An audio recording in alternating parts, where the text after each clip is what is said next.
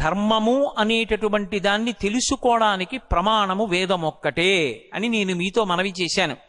ఆ వేదం చదువుకోకపోతే స్మృతి, పురాణము, శిష్టాచారము, అంతరాత్మ అని. ఇందులో అసలు ధర్మము అనేటటువంటి మాటని జాగ్రత్తగా అర్థం చేసుకోవాలి. ధర్మము అన్న మాట జాగ్రత్తగా అర్థం కానంత కాలము అయోమయావస్థలో కొట్టుమిట్టాడుతుంటాడు. ధర్మము అన్న మాటని అర్థం చేసుకోవడము అంటే భగవంతుడు ఎలా చెప్పాడో అలా జీవించడానికే ధార్మికమైన జీవితము అంటారు. భగవంతుడు చెప్పినట్టు జీవించడం అన్న మాట ఎందుకు వస్తుంది అసలు? ఏమి బుద్ధినిచ్చినవాడు నీ ఇష్టం వచ్చినట్లు ప్రవర్తించని ఎందుకు అనకూడదు? మీరొక్కటి ఆలోచించండి. నా కొడుక్కి ఫీజు నేనే కడతాను, నా కొడుకుని ఒక కాలేజీలో నేనే చేర్పించాను, వాడికి పుస్తకాలు నేనే కొనిచ్చాను. కానీ వాడికి 100 రూపాయలు జేబులో పెట్టి, ఒరే నువ్వు కాలేజీ నుంచి వచ్చేటప్పుడు ఎప్పుడైనా ఇబ్బంది ఏర్పడితే, హఠాత్తుగా నీకు ఏ బస్సు దొరకకపోతే ఏం బెంగ పెట్టుకోకు, 100 రూపాయలు ఇచ్చి ఆటోలో వచ్చి, లేదా నువ్వు పట్టుకెళ్ళినటువంటి క్యారేజీలో అన్నం తింటూ ఉండగా గిన్నె నీ చేయి తగిలి కింద పడిపోతే ఆకలితో ఉండకు, ఓ 20 రూపాయలు పెట్టి నీకు కావలసింది ఏదైనా తిను, పండో ఫలమో కొనుక్కుని అని నేను 100 రూపాయలు ఇచ్చాను. 100 రూపాయలు వాడికి ఇచ్చినప్పుడు ఆ 100 రూపాయలు వాడు ఎలా ఖర్చు పెట్టాలో కూడా నేను చెప్పాను. ఒకవేళ నేను చెప్పినట్టు వాడు ఖర్చు పెట్టకపోయి ఉండవచ్చు, కానీ అది వాడు చేసింది మాత్రం ధార్మికమైన పద్ధతిలోనే, అది ఎక్కడ చెడు పని కొరకు కాదు అని నేను అనుకున్నాను అనుకోండి, అప్పుడు నేను వాడిని తప్పు పట్టను. నేను చెప్పిన పనులే కాకుండా వాడు హఠాత్తుగా కాలేజీకి వెళ్ళినప్పుడు మంచి పుస్తకం, ఇది మీరందరూ చదవవలసిన పుస్తకం అని తీసుకొచ్చి అక్కడ పెట్టారు, అందరూ కొనేసుకోవడంలో తెచ్చిన పుస్తకాలు అయిపోతున్నాయి. ఆ పుస్తకం 100 రూపాయలు, మళ్ళీ పుస్తకాలు ఇంకో నెల పోయాక వస్తాయన్నారు. 100 రూపాయలు పెట్టి నా కొడుకు ఆ పుస్తకం కొనేసుకున్నాడు.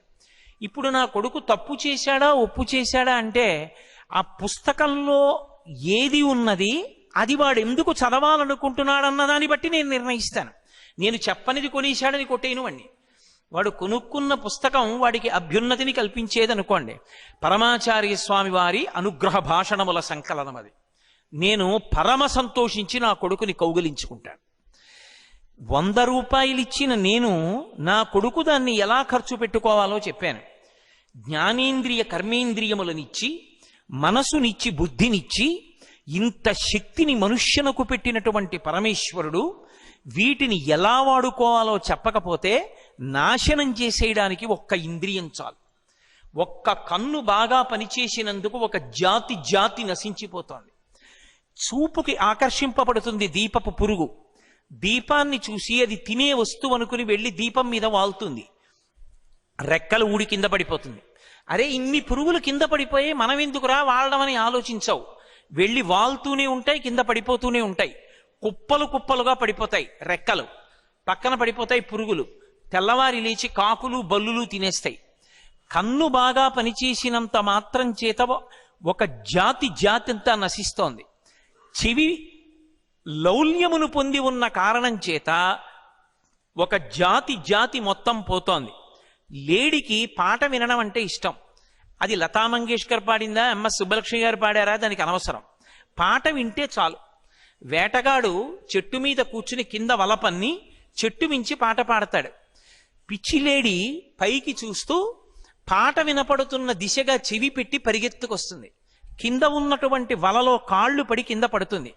కింద పడడం ఏమిటి, కాళ్ళకి బలం ఉంటే లేచి పారిపోతుందని చెట్టు దిగి వచ్చినటువంటి వేటగాడు మొట్టమొదట దొంగ పెట్టి దాన్ని కాళ్ళ మీద కొట్టి కాళ్ళు విరిచేస్తాడు.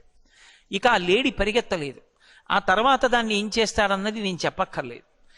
కేవలం చెవికి లౌల్యం ఉంటే ఒక జాతి నశించిపోతోంది.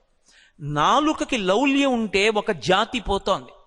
చాప కడుపు నిండా ఉన్నా సరే, చాప నీటి అడుగు భాగం నుంచి వెళ్ళిపోతుంటే ఒక చిన్న సూదిని ఉంచి దానికి ఎర పెట్టి వానపావుని కోసి ముక్క తొడిగి పైన పేకబెత్తం పెట్టి కర్రకి తాడు కట్టి లోపల వదులుతాడు చేపని పట్టేవాడు. అలా వెళ్ళిపోతున్న చేప కడుపు నిండుగా ఉన్నా ఒక్కసారి ఎర్రని కొరికి రుచి చూద్దామని కొరుకుతుంది. లోపల ఉన్న సూది అంగిట్లో గుచ్చుకుంటుంది. ఆ పైనున్న పేకబెత్తం నీటిలో ములుగుతుంది. చేప పడిందని గుర్తు ఎరిగి ఇలా అంటాడు. ఆ త్రాటితో పాటుగా చేప వచ్చి గట్టు మీద పడిపోతుంది. నీటిలోంచి బయట పడగానే కొట్టుకుంటుంటే దాని నోట్లోంచి ఆ సూది తీసేసి బుట్టలో పడేస్తాడు. కడుపు నిండుగా ఉన్నా కూడా ఒకసారి ఎర్రని కొరకాలనేటటువంటి భ్రాంతితో రసేంద్రియమునందు లౌల్యమును పొందినటువంటి చేపల జాతి అంతా అప్పటి నుంచి ఇప్పటి వరకు అలా నశించిపోతూనే ఉంది. ఇక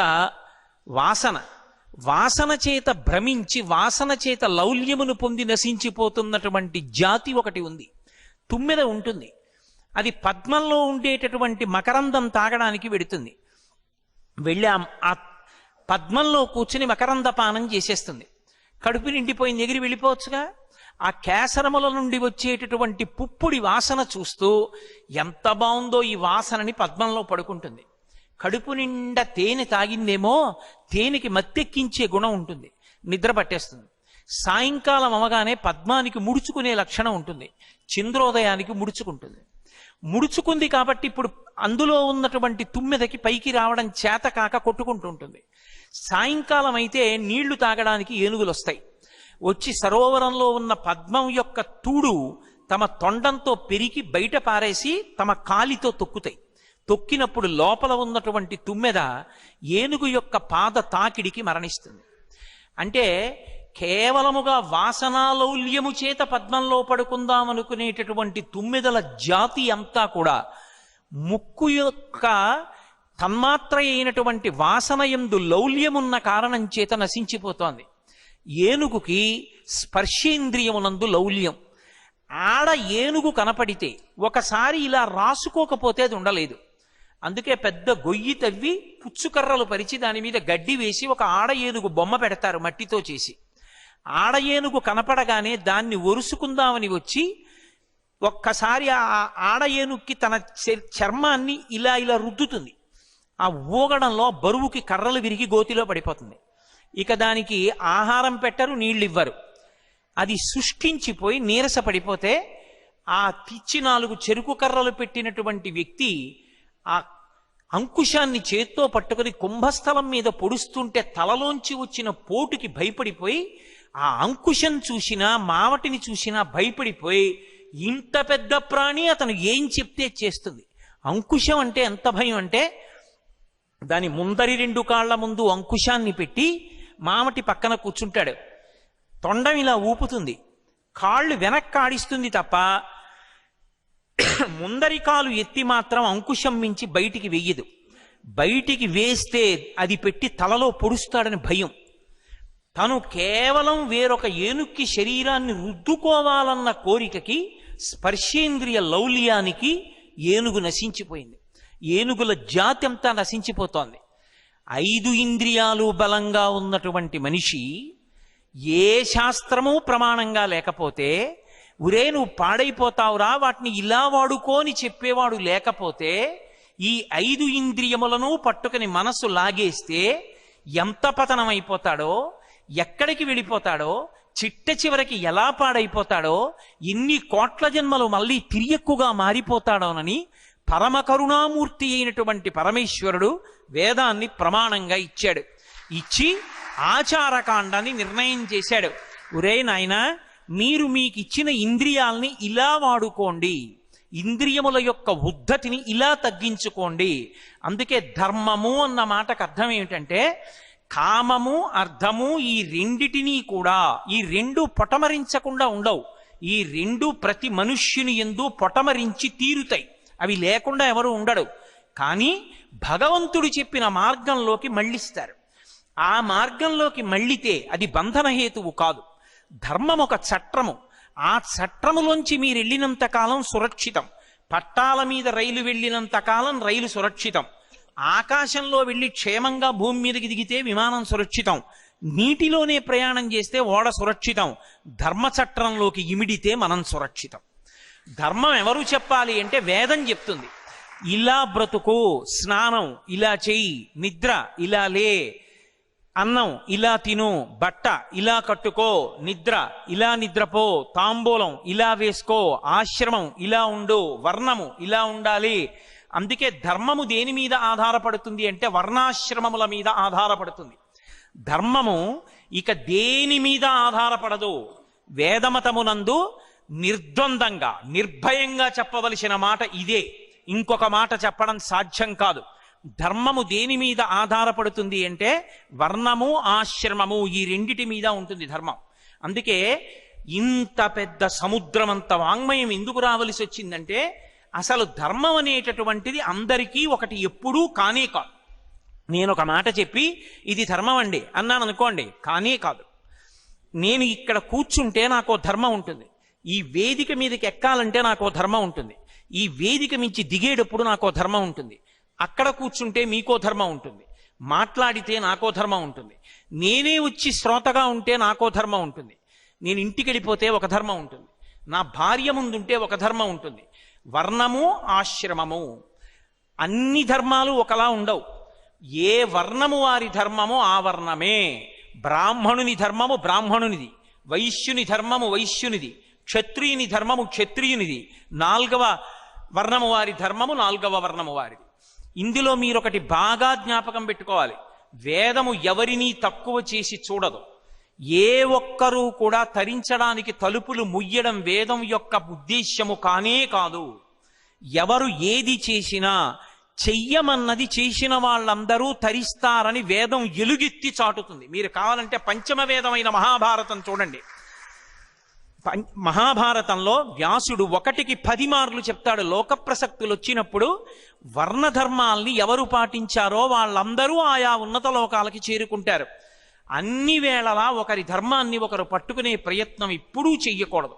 చాలా మంది ఏమనుకుంటారంటే వేదం బ్రాహ్మణులకు మాత్రమే, బ్రాహ్మణులు పక్షపాతం, బ్రాహ్మణులు ఒక్కళ్లే తరించడానికి అలా ఉంటుంది, మిగిలిన వాళ్ళకి అవకాశం ఇవ్వలేదనుకుంటారు. నేను నిజంగా మీతో వేదంలో బ్రాహ్మణుని యొక్క జీవితం గురించి చెప్పాననుకోండి, మేము ఇలా పుట్టడం ఎంత అదృష్టమో అంటారు మీరు. వేదం చదువుకున్న బ్రాహ్మణుడు కనపడితే నమస్కారం చేసి పరమభక్తితో ఆయన చెప్పినట్లు చేస్తే చాలు, తరించిపోతారు ఒకరు. జీవితాంతం త్యాగమూర్తి అయి వేదం చదువుకున్నందుకు త్రికాలములయందు సంధ్యావందనం చేస్తూ వేదమంత్రాల్ని ఆమ్నాయం చేస్తూ ఎప్పుడు ఆ వేదం ఎలా చెప్పిందో అలాగే బ్రతుకుతూ త్యాగేనైకే అమృతత్వమానసూహయి బ్రాహ్మణుడు బ్రతకడం అంటే అంత తేలికైనటువంటి మాట కాదు. అంత కష్టపడి బ్రతుకుతాడు బ్రాహ్మణుడు. అందుకే ఎవరికి ఏది ధర్మమో అది వాళ్ళకి ధర్మం అని చెప్పింది. అంత వాంగ్మయం ఎందుకు వచ్చిందంటే వర్ణాన్ని బట్టి ధర్మం చెప్పింది, ఆశ్రమాన్ని బట్టి ధర్మం చెప్పింది. ఒకడి ధర్మం ఒకడికి ఉండదు. ధర్మం అనేటటువంటిది ఇది మీరు ధర్మం పట్టుకోండి మీ అందరూ సంతోషంగా ఉంటారన్న మాట అన్వయం అవదు. ఎందుచేత ఒక్క మాట అందరికీ అన్వయం ఎప్పుడూ కాదు. సామాన్య ధర్మములని కొన్ని ఉంటాయి, అవే అన్వయం అవుతాయి.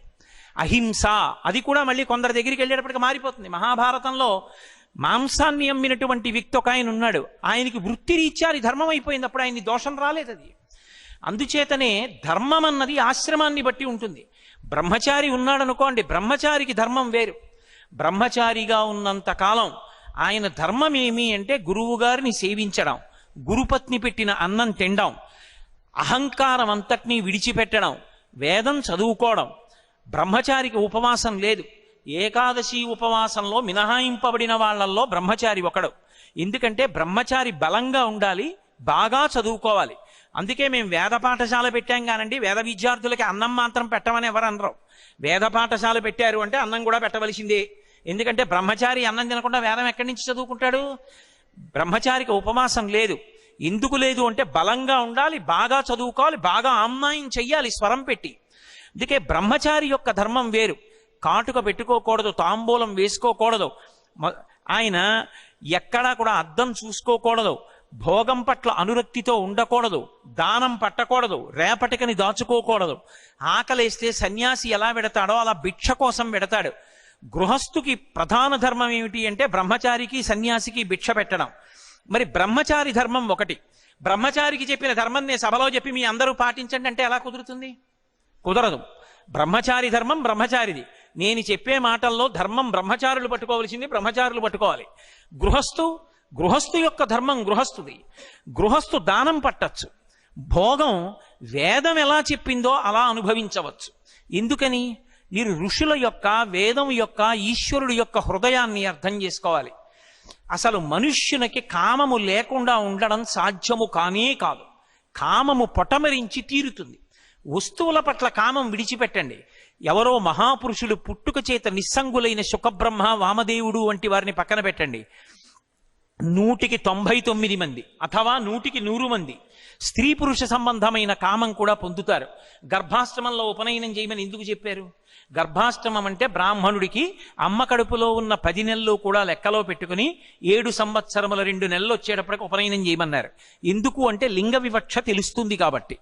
ఆయన యొక్క తేజశక్తిని ఓజోశక్తిగా మార్చడానికి ప్రయత్నం చేసింది శాస్త్రం.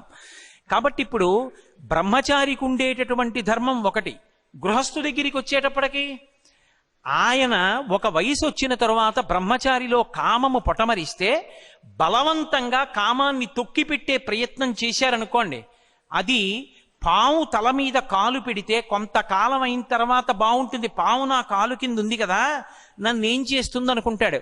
కానీ పడగ మీద కాలు పెట్టి నించున్నవాడు అలాగే నించోలేడు. అది తోక కదుపుతుంది, కాలుని చుట్టుకుంటుంది, బుస కొడుతూ ఉంటుంది. భయపడిపోయి కాలు తీసేస్తాడు. కాలు తీయగానే పాము చేసే మొదటి పని ఏమిటంటే ఏ కాలుతో తొక్కాడో ఆ కాలునే కాటేస్తుంది. ఇంద్రియాల్ని బలవంతంగా తొక్కి పెడితే ఇంద్రియములు కాట్లు వేస్తాయి, మళ్ళీ పతనం అయిపోతాడు. పతనం అయిపోకుండా ఉండడానికి ఆశ్రమము మార్పన్న కట్టు వేస్తారు. కట్టు విప్పరు, కట్టు మీద కట్టు వేస్తే కట్టు జారిపోతుంది. బ్రహ్మచర్యాశ్రమము మీదే గృహస్థాశ్రమం అన్న కట్టు వేస్తారు. వేస్తే ఇప్పుడు ఆమె ధర్మపత్ని, అంతేకాని ఆమె కామపత్ని కాదు. ఆమెను స్వీకరించి తన యొక్క కామం ఆమె యందు ఉంచుకుంటాడు. ఆమెతో కలిసి యజ్ఞం చేస్తాడు, ఆమెతో కలిసి యాగం చేస్తాడు, ఆమెతో కలిసి భోగం అనుభవిస్తాడు. దాని వలన అర్థం కలిగింది. పుత్రుడు పుత్రిక, ఆడపిల్ల పుట్టింది కాబట్టి కన్యాదానం చేసి దశ పూర్వేషాం దశాపరేషాం. మగపిల్లవాడు పుట్టాడు కాబట్టి ఆయనకి ఉపనయనం చేస్తే రేపొద్దున్న తండ్రి శరీరం పడిపోయిన తర్వాత గయాశ్రాద్ధం పెట్టి ఇంట్లో పూజా మందిరంలో మంగళహారతి ఇస్తూ గోత్రనామాలతో పూజ పరంపరాగతంగా నడిచేటట్టు చేస్తాడు. కాబట్టి ధర్మపత్ని వలన, ధర్మబద్ధమైన కామము వలన అర్థము కొడుకు కూతురు కలిగారు. గృహస్థుకుండేటటువంటి ధర్మం వేరు, బ్రహ్మచారి ధర్మం వేరు, మారిపోయింది. వానప్రస్థు ఆయన ధర్మం వేరు, సన్యాసి ఆయన ధర్మం వేరు. అందుకే మీరు చూడండి, బ్రహ్మచారికి కాని, గృహస్థుకి కాని, వానప్రస్థుకి కాని, సన్యాసికి కాని 4 ఆశ్రమాల్లో ఏ ఆశ్రమానికి కూడా ధర్మము నుండి మినహాయింపు మాత్రము లేదు. ఎవరికైనా సరే నిన్ను ధర్మం నుంచి మినహాయించేశాం, నీకు ధర్మం అన్వయం అవ్వదు అనేటటువంటి ఆశ్రమము మాత్రము ఉండదు సనాతన ధర్మంలో. అందరూ ధర్మాన్ని పట్టుకోవలసిందే. సన్యాసి కాషాయం కట్టుకున్నా ఆయనకో ధర్మం ఉంది. ఆయన అగ్నిహోత్రం చేయకూడదు, అగ్నిహోత్రం మీద తన కొరకు అని వండుకోకూడదు. భిక్షావందనం ద్వారా వచ్చినటువంటి అన్నాన్ని మాత్రమే తినాలి. అగ్ని సంపర్కాన్ని విడిచిపెట్టేశాడు కాబట్టి ఆయన శరీరం పడిపోయిన తరువాత ఆ శరీరాన్ని కూడా అగ్ని సంస్కారం చేయరు. భూమిలో పెట్టి దాని మీద తులసి కోట పెడితే బృందావనం, శివలింగం పెడితే అధిష్టానం. అంటే సన్యాసికి కూడా ధర్మం ఉంది. సన్యాసి వాహనం ఎక్కకూడదు. సన్యాసి కేవలము పాదచారి అయి తిరగాలి. పీఠాధిపతి అయి పీఠ పరంపర, పీఠంలో ఉండేటటువంటి వైభవం అంతా వెనక ఏనుగులు, గుర్రాలు, ఒంటెలు వస్తున్నా సరే తాను శిష్యులు మోసిన పల్లకీలో కానీ కాలి నడకన కానీ వెళ్ళాలి తప్ప వాహనం ఎక్కి సన్యాసి ఎన్నడూ తిరగరాదు. అది సన్యాసికి ప్రధాన ధర్మం. చాతుర్మాస్య వ్రతం చేయడం సన్యాసికి ప్రధాన ధర్మం. ఇవి నేను విడిచిపెడతాను అన్నప్పుడు సన్యాసాశ్రమ ధర్మాన్ని అనుసరించినట్లుగా చెప్పడం చాలా కష్టం అవుతుంది. ధర్మము ధర్మమే. ఏ ఆశ్రమంలో ఉన్న వాళ్ళైనా ఆ ఆశ్రమానికి సంబంధించినటువంటి ధర్మాన్ని పాటించవలసిందే. అన్ని ఆశ్రమాల్లోకి సర్వోత్కృష్టమైన ఆశ్రమం ఏది అని అడిగారు. రామాయణం చెప్పినా, భారతం చెప్పినా, భాగవతం చెప్పినా అన్ని ఆశ్రమములలోకి గొప్ప ఆశ్రమం ఏది అంటే గృహస్థు యొక్క ఆశ్రమమే. ఎందుచేత అంటే గృహస్థ అనేటటువంటి వాడు లేనినాడు బ్రహ్మచారికి అన్నం లేదు, సన్యాసికి భిక్ష లేదు. అసలు ఇంతమందికి భిక్ష పెట్టి సన్యాసి వైరాగ్యం వచ్చి శరీరం ఉంటే ఉంది, పడిపోతే పడిపోయిందని బతుకుతాడు. బ్రహ్మచారి ఎవరో పెట్టిన అన్నంతో వేదం నేర్చుకుంటాడు. గృహస్థు 10 మందిని పిలిచి ఆతిథ్యం ఇచ్చి పంచయజ్ఞములు చేసి సమాజం నిలబడేటట్టు చేసి తను తరించేవాడు గృహస్థు. అందుకే గృహస్థాశ్రమ ధర్మము అన్ని ధర్మములలోకి గొప్పది. ధర్మంలో బాగా కిందకి రావడానికి అవకాశం అందుకే గృహస్థుకి కల్పించారు. ఎందుకు కల్పించారు అంటే మీరు వేదంలో వేదం స్పృశించనటువంటి అంశం ఉండదు. బట్ట కట్టుకోవడం దగ్గర నుంచి స్నానం వరకు స్పృశిస్తుంది. స్నానంలో గృహస్థు దగ్గరికి వచ్చేటప్పటికి ఒకవేళ నువ్వు చన్నీటి స్నానం చెయ్యలేకపోతే, తలమించి నీళ్లు పోసుకోలేకపోతే విభూతి ఒంటి మీద చల్లుకో, చాలు, నీ స్నానం అయిపోయినట్టే. నువ్వు సంధ్యావందనం చెయ్యలేక మృత్యుశయ్య మీద ఉంటే నీ కొడుకు సంధ్యావందనం చేసి నోట్లో తీర్థం పోస్తే సంధ్యావందనం చేసినట్లే. అంటే ధర్మం నుంచి మినహాయింపు ఇవ్వలేదు. ధర్మంలో ఆచరణమునందు గృహస్థుకు ఉండేటటువంటి కష్టాన్ని దృష్టిలో పెట్టుకుని కొంచెం కిందకెళ్ళడానికి అవకాశం ఇచ్చింది. ఒకరోజు ఏ కారణం చేతనో సంధ్యావందనం చేయడం కుదరలేదు. సంధ్యావందనం చేసేవాడికి చెప్పి వెళ్ళవచ్చు, అయ్యా మీరు అర్ఘ్యం ఇచ్చిన జలం ఉంచండి, నేను వస్తానని చెప్పి వెళ్ళి అర్ఘ్యం ఇచ్చిన జలాల్లోంచి తీర్థం పుచ్చుకుని అప్పుడు తన అన్నమో పలహారమో తినచ్చు. అప్పుడు సంధ్యావందనం చేసినట్టే. ఎందుకు ఇచ్చింది గృహస్థకి మినహాయింపు? అంటే గృహస్థు అనేకమైన ఒత్తిడుల మధ్య ఉంటాడు. అందుకే ధర్మాన్ని అంత కఠినంగా పట్టుకోమంటే అవకాశం ఉండొచ్చు, ఉండకపోవచ్చు. కానీ అన్నీ వదిలిపెట్టేసి నీ ఇష్టం వచ్చినట్టు తిరిగని మాత్రం వేదం ఒప్పుకోదు. అవకాశాన్ని, శరీరమునకు ఉండేటటువంటి దౌర్బల్యాన్ని దృష్టిలో పెట్టుకుని అవకాశాలు ఇచ్చుకుంటూ పెడుతుంది. చాలా మంది తెలియక ఒక మాట అంటూ ఉంటారు, మూఢాచారాలండి అంటారు. మూఢాచారాలని చెప్పినటువంటి వాళ్ళందరి యొక్క కోరిక ఏమిటంటే ఆవుని చంపేయాలి కాబట్టి, ఆవుని చంపేస్తున్నామంటే బాగుండదు కాబట్టి దానికి కుక్క అని పేరు పెట్టి కొట్టడం. కుక్క అని పేరు పెడుతున్నాం కనుక ఆవు అని తెలిసి కుక్క అంటూ కొట్టి ఆవుని చంపడం ఎటువంటిదో, వేదం చదవకుండా, రామాయణ భారత భాగవతాలు చదవకుండా, వేద ధర్మం ఎంత గొప్పదో తెలుసుకోకుండా, వేదము మౌఢ్యము, ఇది మూఢాచారం అని మాట్లాడడం కూడా అంతే దారుణం. ఆవుని చంపి కుక్కని చంపానని చెప్పడం ఎంత తప్పో, వేదం చదవకుండా మూఢాచారం అని చెప్పడం అంతే తప్పు. వేదం ఎక్కడా కూడా మీరు ఇలాగే చేసి తీరండి, ఇలా చేయకపోతే పాడైపోతారు అందం, ఏ భూమికలో ఉన్నవాడైనా చెయ్యడానికి అవకాశం ఇస్తుంది. ఆచారకాండ మనసుని శుద్ధి చేయడానికి పనికొస్తుంది. అందుకే మీరు ఏది పట్టుకోవడానికి ఏ స్థితిలో ఉన్నారో చూస్తుంది. ఏకాదశి ఉపవాసం చెయ్యండి. ఏకాదశి ఉపవాసం బ్రహ్మచారికొద్దు, కాయి కష్టం చేసేవాడికొద్దు, గర్భిణికొద్దు, అప్పుడే ప్రసవమైనటువంటి తల్లికొద్దు, 80 సంవత్సరములు వయసు దాటినటువంటి వృద్ధునకొద్దు మినహాయింపులు ఇచ్చింది. ఎందుకని? ఆ వ్యక్తి ఉపవాసం చేస్తే శరీరం పడిపోతుంది. అందుకే వారికి ఉపవాసం నుంచి మినహాయింపించింది. వేదం ఎక్కడ ఇలా చెయ్యి చూపించి మనుష్యులు పాడైపోయేటట్టు ఆచారం పాటించమని చెప్పింది? ఎక్కడా వేదం అలా చెప్పలేదు. అలా నువ్వు అనుకుంటున్నావు ఏమీ చదువుకోకుండా. వేదం చదివితే వేదం మనిషి తరించడానికి ఎన్ని మార్గాలు చెప్పిందో అర్థం అవుతుంది. అందరికీ సాధారణంగా అందరిలో ఉండే అభిప్రాయం ఏమిటంటే అసలు ఇంత ఆచారకాండ ఎందుకు అంటారు. నేను ఒక్క మాట చెప్తాను, జ్ఞాపకం పెట్టుకోండి. ఆయన ఎక్కడో అమెరికాలో చదువుకుని వచ్చాడు. ఒక గోరు చుట్టు వేసినప్పుడు వచ్చినటువంటి పుండు కొయ్యడం ఆయనకి అలవోక, కోసేయగలడు. కానీ ఆయన అలా కొయ్యడు. ఒక గోరు చుట్టు కొయ్యాలి అంటే ఒక ఆపరేషన్ చేసే డాక్టర్ ఏ సూట్ వేసుకోవాలో ఆ సూట్ వేసుకుని ఆ శస్త్రచికిత్స చెయ్యవలసిన గదిలోకి వెళ్ళి కోస్తున్నాడు. 4 వీధుల కూడలలో నిలబడి వాహనాల్ని నియంత్రించేటటువంటి రక్షక భటుడు తాను ఎలా పడితే అలా నించుని చేతిలో ఆ సంజ్ఞ పట్టుకోవచ్చు. కానీ ఆయన ఒక ప్రత్యేకమైనటువంటి వస్త్రములను ధరిస్తున్నాడు. కొంత చోట్ల కొంతమంది కార్మికులు ఒక రకమైన దుస్తులు ధరిస్తారు. ఇవాళ అనేకమైనటువంటి చోట్ల ఆ ఉద్యోగానికి చెందిన వాళ్ళమో అని గుర్తుపట్టడానికి వీలైనటువంటి పత్రాన్ని మెడలో వేసుకుంటారు, ఒక బ్యాడ్జ్ వేసుకుంటారు, ఒక టోకెన్ని. ఒక ట్రైన్ వెళ్ళడానికి ఒక సిగ్నల్ ఇస్తారు, ప్రమాదం కాదు, వెళ్ళవచ్చు వెళ్ళకూడదు అని చెప్పడానికి.